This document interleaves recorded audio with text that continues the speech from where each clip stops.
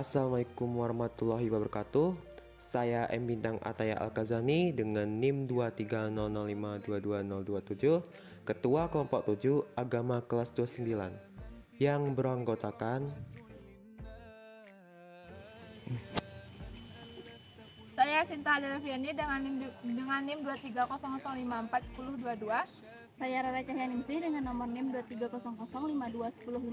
Saya Lisnawini dengan NIM 230054116. Saya Olka Elsina dengan NIM 23005412020. Saya Lydia Puspita dengan NIM 230054118. Perkenalkan, nama saya Muhammad Sidik dengan NIM 2310223030 dari jurusan Agri Bisnis. Perkenalkan, nama saya Abdal Isya dengan NIM 2310223015 dari jurusan Agri Bisnis Pertanian. Perkenalkan, nama saya Radiat Devan Manofit dengan NIM 23105235051 dari jurusan Manajemen S1. Perkenalkan, nama saya Lailatul dengan NIM 231025109. Jurusan saya Proteksi Tanaman.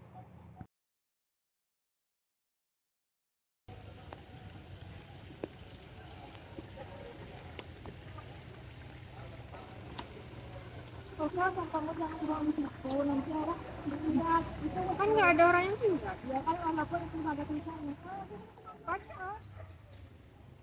Dari kejadian tadi ada hadisnya loh teman-teman. Riwayat dari Abu Hurairah. Rasulullah SAW bersabda, imam itu ada 70 atau 60 lebih cabang. Yang paling utama ialah perkataan la ilaha illallah, dan yang paling rendah ialah menyingkirkan gangguan dari jalan dan malu itu cabang dari iman. Hadis itu menunjukkan bahwa menyingkirkan gangguan dari jalan yang bisa termasuk sampah adalah bagian dari iman.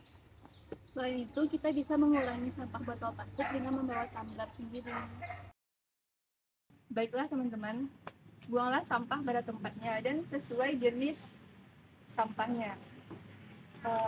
Organik, anorganik, dan daur ulang.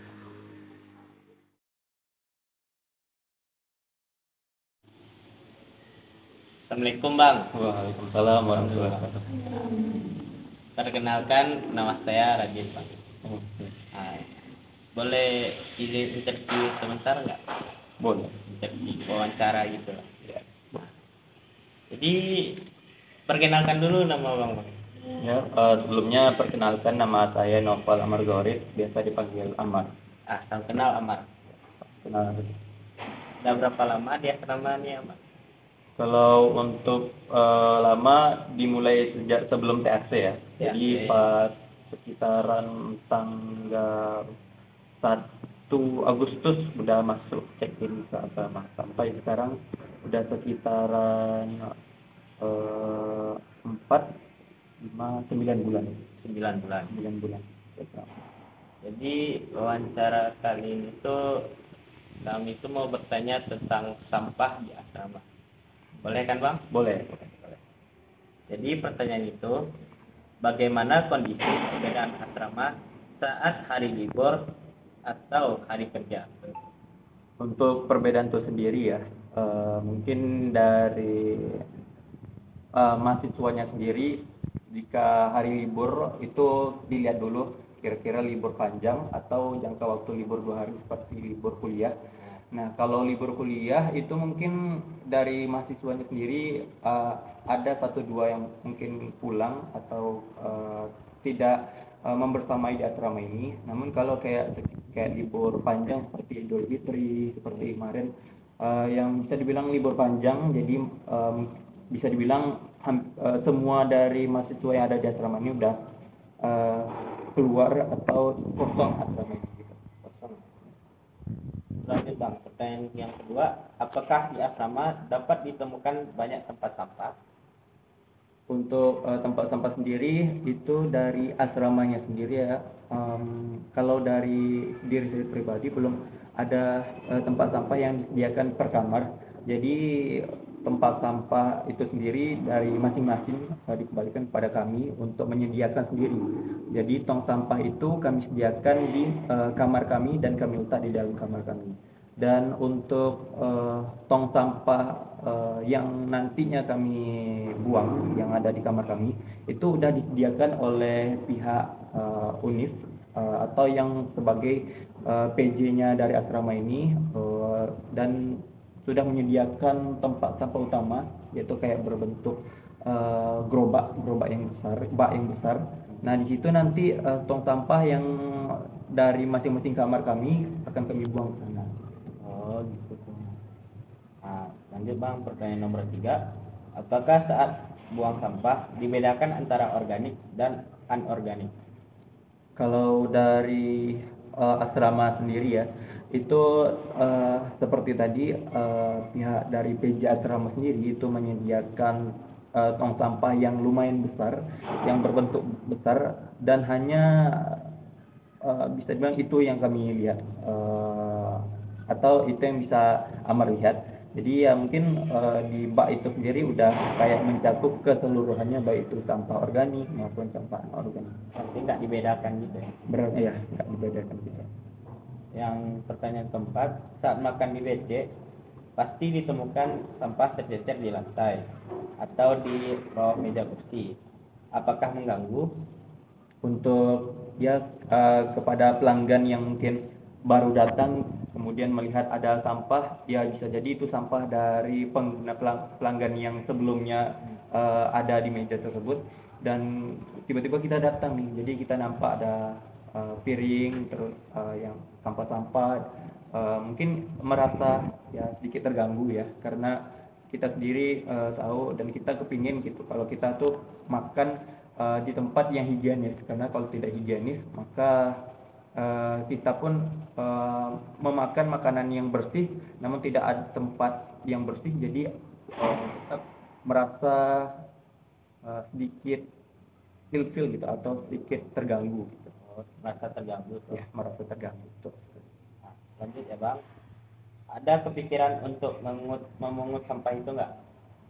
Kalau dari diri sendiri tentu ada untuk memungutnya sebelum atau makanan ataupun minuman disediakan oleh penjual ya kepada kami, agar ketika kami atau agar ketika Amar nanti makan bisa lebih nyaman dan tentunya tidak terganggu ketika proses makan atau minum. Oh gitu ya Bang. Ya Bang, makasih banyak wawancaranya ya Bang. Sama-sama. Makasih Bang.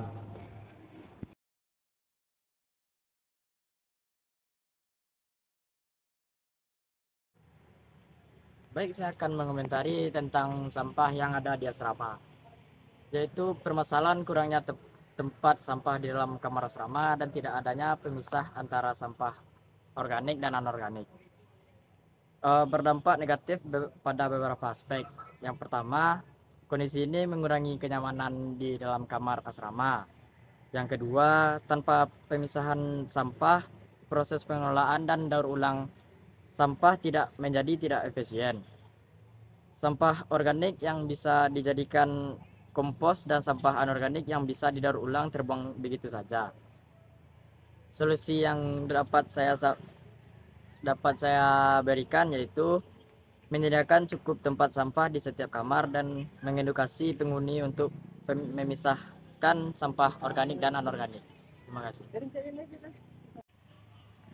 Baik, di sini saya akan mencoba untuk memberikan komentar terhadap pengelolaan sampah di asrama. Dari pengamatan yang telah saya lakukan di asrama ini, saya mendapat hasil bahwa tingkat kebersihan di asrama ini lumayan bagus. Namun kurangnya tempat sampah di dalam kamar asrama dan tidak adanya pemisahan antara sampah organik dan anorganik merupakan masalah signifikan yang dapat mempengaruhi kebersihan dan kesehatan lingkungan. Ketiadaan tempat sampah yang memadai membuat penghuni cenderung menumpuk sampah di sudut-sudut kamarnya, yang bisa menjadi sarang bagi serangga dan menimbulkan bau yang tidak sedap untuk penghuni asrama. Selain itu, tanpa pemisahan sampah anorganik dan organik, upaya daur ulang pengolahan limbah yang lebih efisien menjadi terhambat. Pemisahan sampah tidak hanya mendukung program keberlanjutan, tetapi juga mengurangi volume sampah yang dikirim ke tempat pembuangan akhir, agar membantu menciptakan lingkungan asrama yang lebih sehat dan bersih. Solusi yang dapat saya berikan dari permasalahan ini itu Yang pertama dengan memberikan edukasi yang lebih kepada masyarakat asrama agar terciptanya lingkungan yang bersih. Yang kedua yaitu pihak kampus dan pihak asrama harus memfasilitasi berbagai kebutuhan yang dibutuhkan untuk pengelolaan sampah di asrama ini. Sampah merupakan polusi bagi lingkungan manapun. Hal ini juga dapat dikatakan untuk lingkungan asrama hijau dan bisnis center. Setelah melakukan pengamatan, pengelolaan sampah di asrama hijau dan bisnis center Universitas Andalas dapat dikatakan kurang dikarenakan masih terdapat sampah yang dibuang sembarangan serta masih dicampur antara sampah jenis anorganik dan organik. Oleh karena itu, solusi yang dapat saya berikan adalah dengan menumbuhkan kesadaran masyarakat. Tentu saja menumbuhkan kesadaran ini tidak harus langsung menerapkan perubahan secara besar. Setelah diberikan edukasi, satu orang dapat bergerak untuk memungut sampah dan buang ke tempat yang sesuai jenisnya. Lalu orang tersebut mengajak teman-temannya untuk melakukan hal yang sama. Hal ini juga dilanjutkan dengan teman-temannya mengajak teman-teman mereka dan seterusnya sehingga tercipta suatu komunitas yang membuang sampah pada tempatnya sesuai jenisnya. Menurut saya, kebersihan di BISI dan di asrama itu masih belum terjaga karena dari pengelolaan sampah. Bisa kita lihat dari pengelolaan sampah, di sekitaran BISI itu sampahnya kurang terkelola dengan baik meskipun sudah disediakan tempat sampah. Karena bisa dilihat di sekitaran BISI itu masih banyak sampah-sampah plastik yang berserakan. Begitu juga dengan di asrama, itu sampah-sampah plastik masih suka berserakan dan sampah yang ada di asrama ataupun di BISI itu tidak dipisah. Karena tidak dipisah, itu akan menyulitkan petugas kebersihan untuk memisahkan sampah-sampah tersebut. Alangkah baiknya jika